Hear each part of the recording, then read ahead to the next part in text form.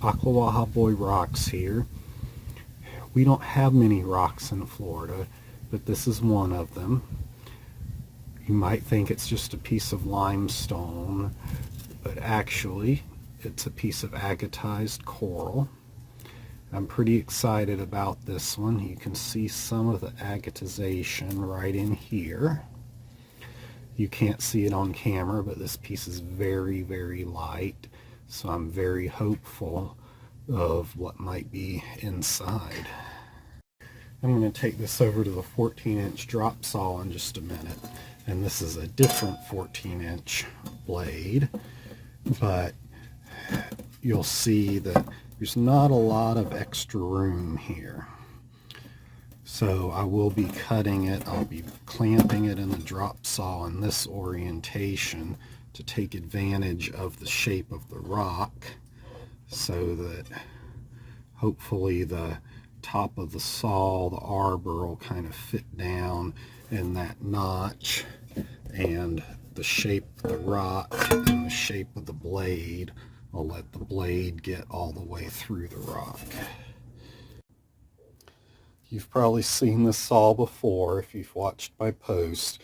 I was waiting to cut this rock until I got this saw set up the way I wanted it, and then kind of forgot about it.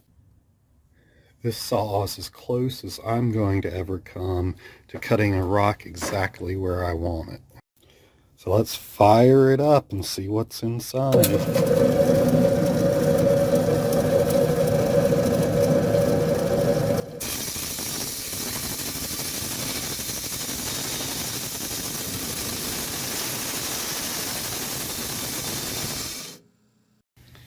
Okay, we're ready for the big reveal, and we got zonked. Oh, this isn't a total loss, but it is kind of the reality of rock hounding. I had a nice light rock with agatization on it. What I've got in here is mostly just decayed limestone and sand. I was hoping for some druzy crystallization, at least in these pockets. Not really, but I do have some agate running all through it, visible on both sides. So it might be interesting to try to polish it up a little bit. Of course, none of this will polish, but I might be able to get some nice shiny spots of agate showing all the way through it.